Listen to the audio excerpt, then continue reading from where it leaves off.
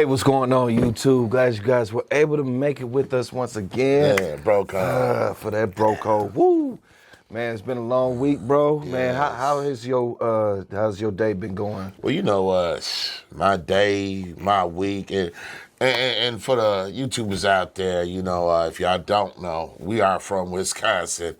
And we just got a blast of beautiful weather, you know, Florida weather, Cali weather, you feel me, 80 plus. So we really just enjoying that right now, you know. We don't know how long it's going to last, but while it's here, we're going to enjoy it, you know what I mean? That's for sure. But other than that, Mo, everything's been copacetic, you know what I'm saying? Just keep it on the grind like I normally do, you know what I'm saying? Yes. And try to do my best to do what Lord needs to do, what the good Lord needs me to do. You know what I'm saying? And try to listen out to his words more so, you know what I mean, than I was doing before, you know, so. Hey, you know what I'm saying? It's a wonderful thing that God has given us, man, is the ability to have another day. Yes, so it's always another chance, you know what I'm saying? As long as we had that day. Right, to get bigger and better, you know what I'm saying? Right, you know what I mean? But other than that, man, everything's been cool, man. What about yourself? Man, you know, man, blessed all the way around, man. I can't complain, man. And even if I could, it's no need to. Right. You know, It's always somebody got it worse than you. Factual, you know factual, you know what I'm saying? Yeah, want to make yourself feel better. Yeah, go look at somebody else's situation, because everybody got a story to tell. You know factual. What I mean? So. Well, I once heard, man, that if whatever you focus on, you enhance in your life. Right. So if you don't want for the strife and the nonsense to enhance in your life, don't focus on it. But that's it. You know, focus on the good. On the good stuff. Yeah. You got to bring it to power. Yeah. You know, you got to get power to it. You know, that's right. That's right. Come out. You know what I'm saying? Out of the universe, like boom. It's like they say. You speak on the things that's positive that you want or whatnot. Don't speak on negativity, because words are strong. Factual. You know what I'm saying? That's when we was little. Our mama used to tell us watch what you say. Certain words we couldn't say. Yeah. You know, like hate and stuff like that. Those words you just don't say. Woo. You know, we was taught that. You know what I'm saying? You ain't lying. You ain't lying. You can speak just about anything into the universe. You don't really want to do that. Yeah, that's why you gotta be careful what you say. That's right. That's right. So, but yeah. So with that being said, you all, we do these videos to not put a spotlight on a lot of the bad stuff, but to give you dialogue on how to handle situations better, how to maybe get a different outlook on, you know, different situations that happen. So, all right, you guys, thank you for liking and sharing the content. We're gonna get straight into this. So we got this clip right here. We're just gonna let it roll, and then we're going to get back with you guys. 40 acres of land in San Diego County. That's what one dad gave his son for his 13th birthday. He posted about it on social media, and their story went viral. Rapper Sean Combs even posted about it. CBS 8's Anna Laurel went to Boulevard, that's about an hour east of our newsroom, to see what they're going to do with all that land. We're not just out here in the middle of nowhere. Look how close we are to the border wall with Mexico. Now, when we were driving out here, all I saw were a bunch of boulders and a few trees. But when Fahim Muhammad came out here, all he saw was potential. We see clear space that uninterruptedly we can enjoy nature, you know what I mean? Especially growing up in the city, a congested city like LA. When we're out here, I mean, it's totally different. Fahim Muhammad bought 198 acres out here in Boulevard to get away. It's real quiet. Yeah, this is not like Chicago, not like LA. He lives in Los Angeles and runs a real estate business that buys and rebuilds properties in the south side of Chicago. He says to create a better living situation for the Black community there. Based on what's happening with this renovation right here. His company, Oasis Investment Group, even teaches people home ownership. These are people that have had families on government assistance for years, and now they're actually enrolling in courses to learn how to buy their own homes. Fahim says his mom taught he and his siblings how important it is to own your own property and to help their community. So when his son Fahim recently turned 13, he gave him 40 acres. I thought it would be a great opportunity to teach him a life lesson about the value of land. And they're teaching other kids from LA these lessons too. So all them regular rocks you picked? They bring inner city kids out here to hike, ride ATVs, and build campfires. You can tell how much their family loves it when I ask them what it's like out here at night. Amazing. It was fun. You get full view of the stars. It's like, Because like there's no city lights out here, so you get to no pollution, stuff like that. So you get to see like clear sky, you can see all the stars and stuff. Yeah, it was fun. 13-year-old Fahim has some ideas for his property. You can build like ATVs like around like, the whole thing. It's like wants to build a zip line from the mountain. And even though they're right beside the border wall, they've had no problems. Out here, these city kids enjoy their own private open space. You got fresh water, you got clear skies. At night, you can see all of the stars, the moon, the sunrise is beautiful. In Boulevard, this is Anna Laurel for CBS 8. All right, so you guys seen the clip? Man, this is wonderful, man. This is wonderful, bro. Man. I mean, it's a long time coming. I mean, talk about 40 acres and a mule, huh? Yes. My man's Fahim went on here and purchased 198 acres. Right. And then gave his son 40 acres. Yes. Now, I'm pretty sure that his son has been taught by his father on the different things that he could do with the land. Right. You know what I mean? Right, So it's not like he giving it to somebody that don't know nothing, you know, about what to do with property, you know. Right. So, but this is something about inheritance. Something about inheritance comes to mind when it comes to this, because this ain't just like a race car, you know what I'm saying, or a game system, you know what I'm saying? Right. This is 40 acres right here. So much potential. So much potential that his father gonna be able to see him do with. You know what I'm saying? Because a lot of times when we leave our children something, we never get to see what they do with it because we pass. And we leave them the stuff after we pass. Right. But this right here is an inheritance before the pass. He'll be working on whatever he gonna do with that land. Yeah. Before that man even think about hitting that grave. Get one foot in it, you know what I'm saying? And I'm kind of want to say something too, Mo. You know, I felt him. Yeah. You know what I mean? Me personally coming from Chicago, being born in Chicago. Yes. You know, relocating them to New York. You know what I mean? And then coming here to Milwaukee. These are cities. You know what I'm saying? And only time I got to see the wilderness like that, just the beauty outside the city, was by going to camps. Yeah. I Mom remember, kept us in like summer camps and stuff. Yeah. And it was beautiful, man. Yeah, it was. You know, we sleeping outdoors. You know, we had a bonfire, roasting marshmallows, telling scary stories and about old Indian burial grounds and stuff. You know what I'm saying? Just really fun stuff. Yeah. You know what I'm saying? And just really just being at one with the land and seeing that peace, you know, that you wouldn't get in the city. Yeah. You know what I'm saying? Because, like you said, it's congested and, you know, sirens everywhere. You know what I'm saying? And concrete jungle. Right. Smoke, pollution, whatever. You know, people talking, you know, all at the same time. You know what I'm saying? So it's just like, you know, man, it's just, that's the only time I really got that peace. Yeah. Of being able to really experience something like this. So I think that's really good. It is. You know what I mean? And it's just really the epitome of generational wealth. You know what I'm saying? To give somebody land, come on now. As long as you hold on to that land will be in their family for generations to come. Yes. And I also I'm in agreement with you on that, bro. I would have to also speak on the work that the brother is doing.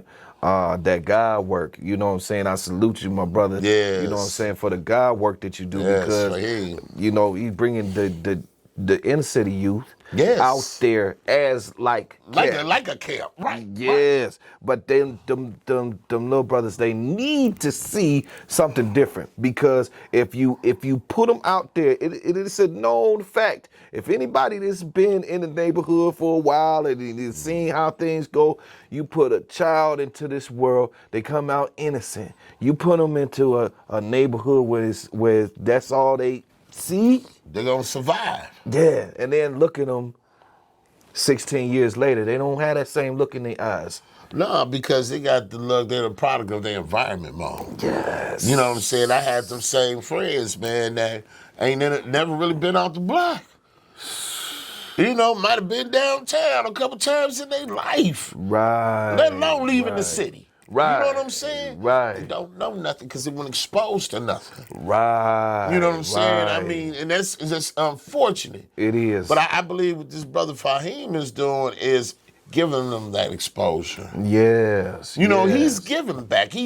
What he's giving them could change their lives and broaden their minds to so much more out there than what the neighborhood can give them mentally. Factual. You know what I'm saying? Maybe by giving them this, they can see, well, hey, there's a world outside this community I live in. Yeah. I don't have to sell drugs. I ain't got to be no pimp. Right. Or I ain't got to hope that I make it to the NBA or NFL. Right. You know That's what I'm saying? You know That's that can broaden your mind so much when you get that type of peace of God. Yeah. And you know what I'm saying? When you out in that open land like that where it's clear, your mind can just expand. You know what I'm saying? That peace that comes with that is priceless, bro.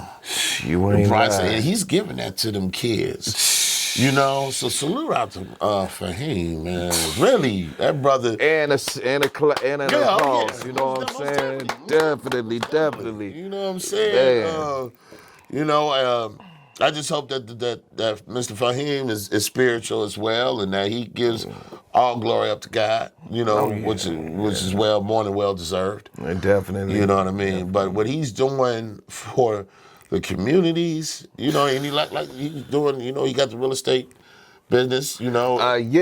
Southside Chicago. Southside Chicago, Oasis. Yeah. You know, rebuilding Southside, because I'm gonna tell you, because that's where our people at. For sure. You know what I'm saying? And I remember the last time we went to go visit Auntie, bro, just riding through the neighborhood and stuff. You know, I'm just like, man, it was just really just kind of ran down a little bit. Southside back in them days, maybe 60s, 70s. I don't know, man, but that was the side of town to be. Yes. You know what I'm saying? It was a lot of growth, and everything in the neighborhoods was black owned. Yeah, family homes, and then Right. the only homes and all that. You know what I'm saying? And somewhere it just started going down.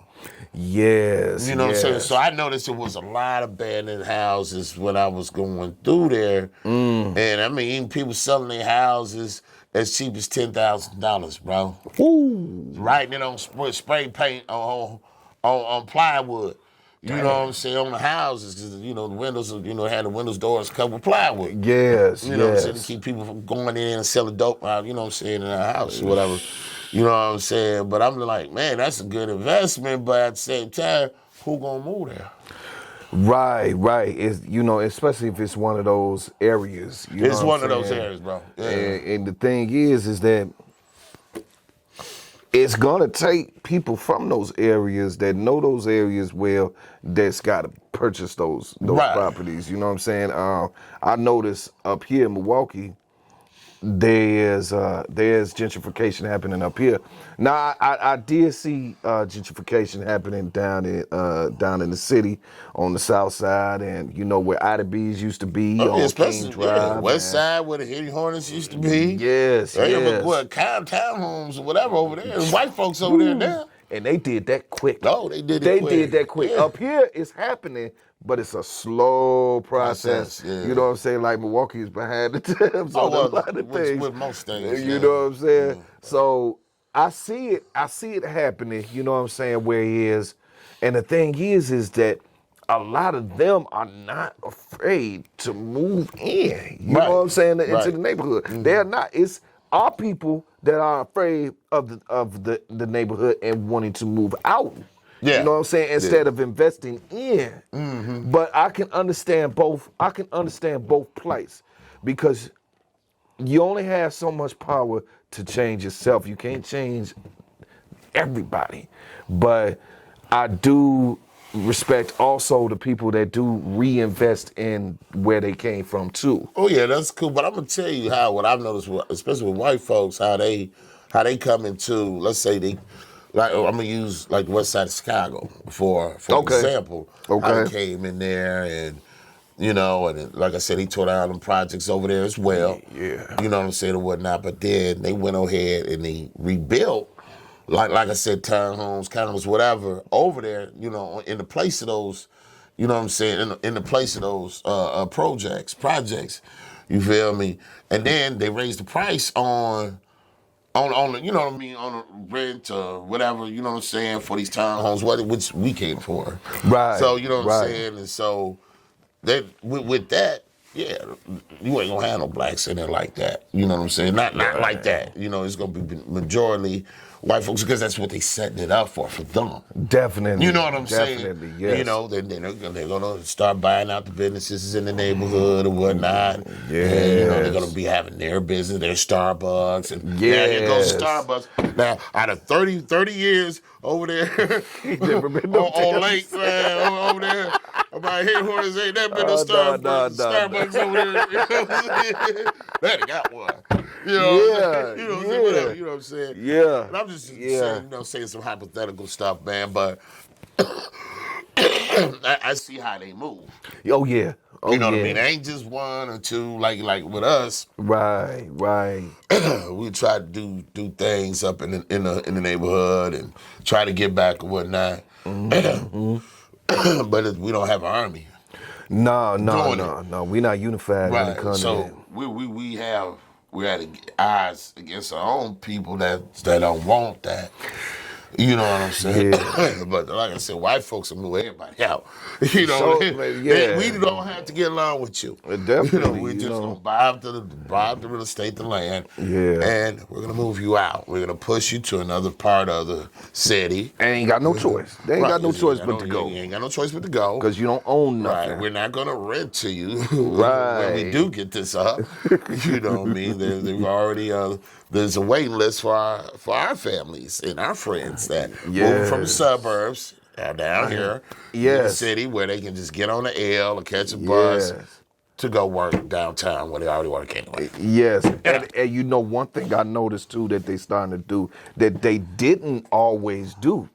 What they so back in the day, all you really needed was a job or basically proof of income. Yeah, and you know if you was able to cover the rent, then you could get in. Yeah, and then that's not what they're doing now, bro. Yeah, exactly. See, now they doing the credit checks.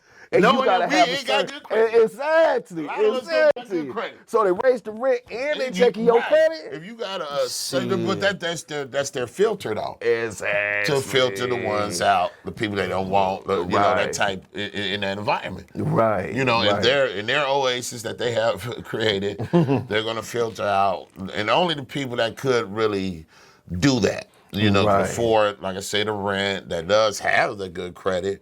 Yeah. Those are the type of people they want. That's the community that they're building. Definitely. You know what I'm saying? Definitely. Now, I'm not saying black people don't have that. No, but when you talk about the people that they moved, that they tore down them houses and relocated the people, the black folks that was living over there, they can't come back in there and afford that rent and you know what I'm saying, and let alone have a 750 credit score. Right. You know what I'm saying? But again, like I said, it's a filter. It is. It's a way. This is how, they just filter the undesirables, as they will call it. I've heard them say it. Definitely. Undesirables. It's just another word for no blacks. Yes. So or unless you're Oreo. Uncle Town, bootlicker, Uncle Town, that they got that is probably got in an interracial relationship already, You know what I mean? Uncle Tom could be a black woman or a black man. It could be either or. It can be either or, you know what I'm saying? And then what makes it more of Uncle Tom is not the fact that they're with white people, is that because they hate their own. That's what makes them them, Uncle yeah. Tom, So we not, crapping on interracial relationships. It's the people that have that type of mentality. Yes, you know what I'm saying? That's what makes them Uncle Toms. It's not the fact that they're in interracial relationships. Right. It's just that they also, the Uncle Toms are also not only in interracial relationships, but they hate their own people. They hate their own people. Yeah. Now that we going down the rabbit hole, because I could go on with that too. So. But hey, you guys, you heard the dialogue. Go ahead. Remember to smash them likes, and go ahead and subscribe. If you haven't subscribed already, you know we do wonderful content like this and wonderful dialogue like this on a regular basis every week. And you can go ahead, tune in, and it doesn't matter. You don't have to watch us. You can just put us in your ear, okay, and your earbuds, and just go on about your day while you're working. Oh, no, they can watch these pretty faces. Oh, yeah, you know what I'm saying? Yeah, definitely, if you want to. You know what I'm saying? If you can, if you got time to. Right. But, hey, y'all, remember to the next video. Peace. Peace.